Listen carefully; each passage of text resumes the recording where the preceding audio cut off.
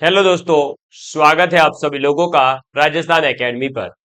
आज मेरा दिल जो है बहुत ही दुखी है। मैं इस वीडियो को बनाने से पहले काफी देर सोचा कि आज की क्लासें भी जो है स्थगित कर दी जाए और आज का दिन थोड़ा सा एक उदासी भरा रहा हमारा।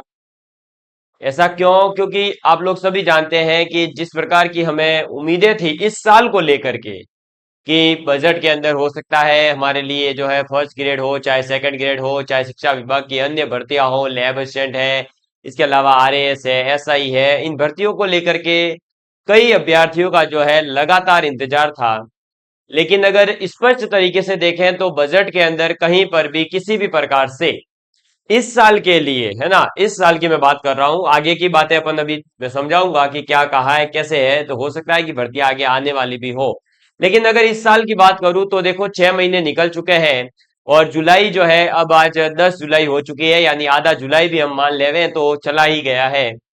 तो अब हमारे पास में केवल और केवल जो है इस साल के 5 महीने रहे हैं और आगामी 5 महीने के अंदर किसी भी प्रकार की कोई भर्ती की घोषणा या कोई एग्जाम की जो है बात नहीं की गई है।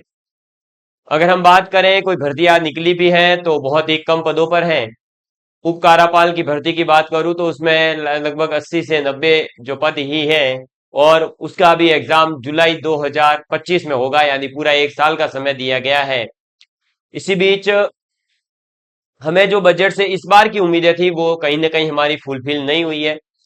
लेकिन एक उम्मीद भी इन्होंने जो है हमें दी है, हमारे माननीय जो उप मुख्यमंत्री जी है दिया कुमारी जी के द्वारा जब आज इस बजट को घोषित किया गया तो इसके अंदर मैं आपको कुछ चीजें बताना चाहूंगा कि हमारे को क्या मिला है क्या है। देखिए, इन्होंने हमें बताया है कि भाई हमारे बजट में क्या घोषणा हुई है।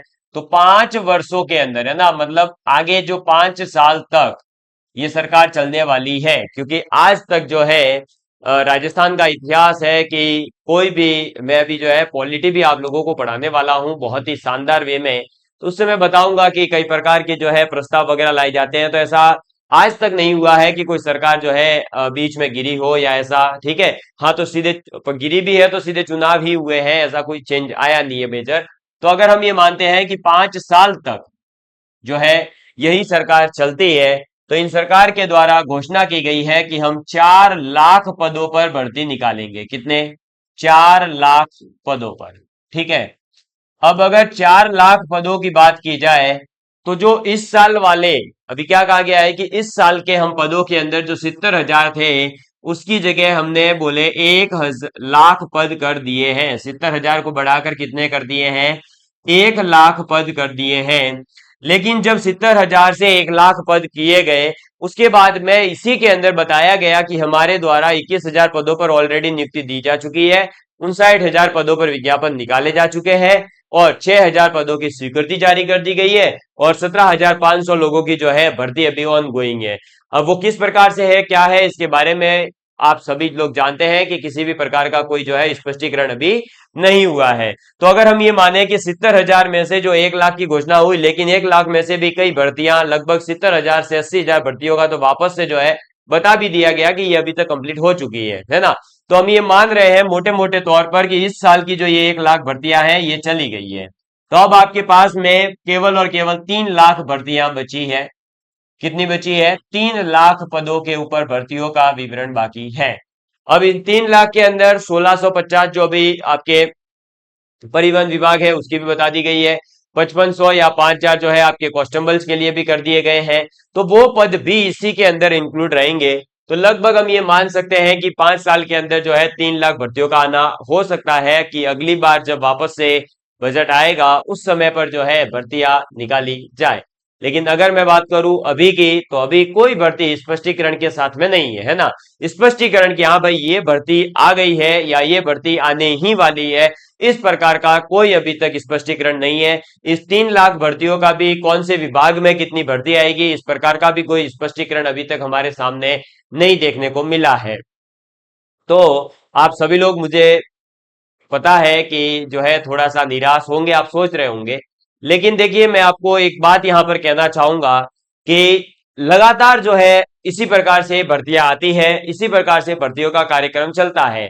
अभी जैसा कि हम देख रहे हैं कि वर्तमान सरकार जो है कहीं ना कहीं एसओजी को कार्यरत करके जो पेपर लीक के मामले वगैरह जो है चल रहे हैं, तो हो सकता है कि इस प्रकार की सोच रही हो कि अभी हम 6-7 महीने 8 महीने जो है कोई एक भर्ती नहीं निकालें, और अभी जो है जो भी ये जो पूरा जाल बिछा हुआ है इसको लेकर के और परीक्षा प्रणाली को लेकर के थोड़ा सा चेंज करने की जो कोशिश है, आप लोगों को मैंने बताया है कि पहले जो है अभी तो सीबीटी एग्जाम हो रहा है, और इसी के साथ में कहा जा रहा है कि आगे जा करके टीबीटी एग्जाम्स भी हो सकता है, यानी टेबलेट बेस्ड टेस्ट भी हो सकता है। तो इस प्रकार की ये जो पूरी कार्य प्रणाली चल रही है, तो हो सकता है कि इस प्रोसेस की वजह से जो है अभी आपके सामने कोई भर्ती का वर्गीकरण नहीं किया गया हो। तो हम इसके बीच क्या कर सकते हैं, तो देखिए हमारे पास दो ही रास्ते हैं, या तो हम जो है इन भर्तियों की इंतजार को छोड़ते हुए अपने जो भी आपका स्किल है, जो भी आपके पास डिग्री है, उसके अकॉर्डिंग आप जो है निजी कार्य में लग जाइए, या अपना कोई दुकान वगैरह जो भी है उसको कार्यरत संभालिए, अपने माता पिता के बिजनेस को। और अगर आप कृषक हैं तो फिर आपको जो है कहीं ना कहीं छोटी मोटी कोई प्राइवेट सेक्टर में जॉब ढूंढनी होगी, और अपने स्किल्स को डेवलप करिए और उस पर कार्य करना होगा। अगर हम जो है ऐसे हैं कि नहीं हमारी फैमिली थोड़ा सा अफोर्ड कर सकती है, साल 2 साल 3 साल तक हम पढ़ सकते हैं, तो आप जो है अभी कोई एक विजन लीजिए अपना, फर्स्ट ग्रेड हो, सेकंड ग्रेड हो, थर्ड ग्रेड हो, या चाहे कोई और भी एग्जाम है, आरएएस है, एसआई है, आईएएस है, ऐसे कोई बड़े एग्जाम को विजन लेकर के आप 2-3 साल तक पढ़ सकते हैं। इसके अलावा मैं इस बजट के बारे में क्या ही कह सकता हूं, आप सभी लोगों ने स्पष्ट देखा है। तो अभी तो जो है कोई भर्तियों की घोषणा नहीं है, तब तक जो 12th पास विद्यार्थी है, जो कॉलेज रनिंग है, उनको तो मैं एक राय दूंगा कि वो अभी क्या करें, तो जो राजस्थान जीके है उसको स्ट्रॉन्ग करें। अभी जो इकोनॉमिक सर्वे आ गया है और जो बजट आया है, इसको पढ़ना सीखें कि ये किस प्रकार के हमारे क्वेश्चंस बन सकते हैं, इस प्रकार की तैयारी में लग जाए। यानी अभी आप जो है अपना और एक थोड़ा सा लंबा आपको शांतिकाल मिला है बेसिकली। तो इस शांतिकाल के दौरान जो आपके लंबे लक्ष्य है, जैसे आरएएस एग्जाम हुआ, एसआई एग्जाम हुआ, फर्स्ट ग्रेड हुआ, ये बड़े एग्जाम होते हैं, इनके अंदर जो है आपको समय भी लगता है, तैयारी के लिए भी आपको जो है बहुत ज्यादा पढ़ना पड़ता है।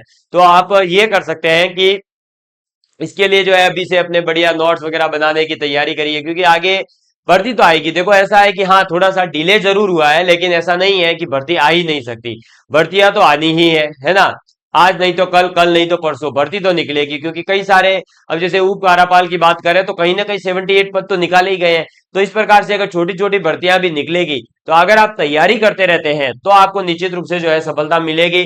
अदरवाइज जो है आपका कैरियर है, आप लोगों ने जो भी डिग्री ले रखी है उस डिग्री के अकॉर्डिंग जो, अगर इसके अलावा भी अगर मैं बात करूं, तो जैसा कि सरकार के बजट में कहा गया है कि हम जो है अलग से 10 लाख रोजगार के अवसर उपलब्ध करवाएंगे। तो हो सकता है कि रिफाइनरी है, प्राइवेट सेक्टर में है, अलग अलग कंपनियों में है, जॉब्स के लिए कुछ मेगा फेयर्स वगैरह अवेलेबल करवाएं आपको। तो आप उसके लिए जो है अपनी स्किल्स वगैरह को डेवलप करिए और अभी उस पर कार्य कर सकते हैं। और अगर आप तैयारी ही करना चाहते हैं, अपने इसी लक्ष्य को लेकर के आप बैठे हैं कि नहीं बस हमारे तो जो है सरकारी नौकरी का ही लक्ष्य है, हमें इसी लक्ष्य को प्राप्त करना है, तो निश्चित रूप से ही आप जो है अपनी तैयारी को जारी रखिएगा। किसी भी प्रकार का बीच में गैप देने की जरूरत नहीं है।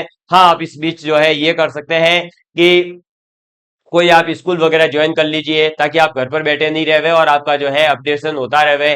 किसी जो है कोचिंग वगैरह आप आपके आसपास कोई छोटा मोटा कोचिंग है, 11th 12th को पढ़ाता हो, या किसी कंपटीशन के दौर में भी आज युवा काफी अच्छा कर रहे हैं, तो आप उस फील्ड में भी पढ़ाने के लिए अब जो है आ सकते हैं। अदरवाइज आप जो है अपने नोट्स अच्छे से तैयार करिए, और बड़े किसी लक्ष्य को लेकर के, जैसे आपने एमएससी वगैरह कर रखा है तो यूजीसी नेट को लेकर के तैयारी करिए। 12वीं पास विद्यार्थी है तो वो तो अभी जो है बेसिक पर फोकस करिए, अभी वो किसी वैकेंसी के उलझन में नहीं फंसे, वो अभी जो है इस पर काम करें, ठीक है, अपने बेसिक्स पर। हिंदी इंग्लिश है, मैथ्स है, रीजनिंग है, साइंस है, आपका जीके है, इस पोर्शन को तैयार करें, इंडिया लेवल का जीके तैयार करें।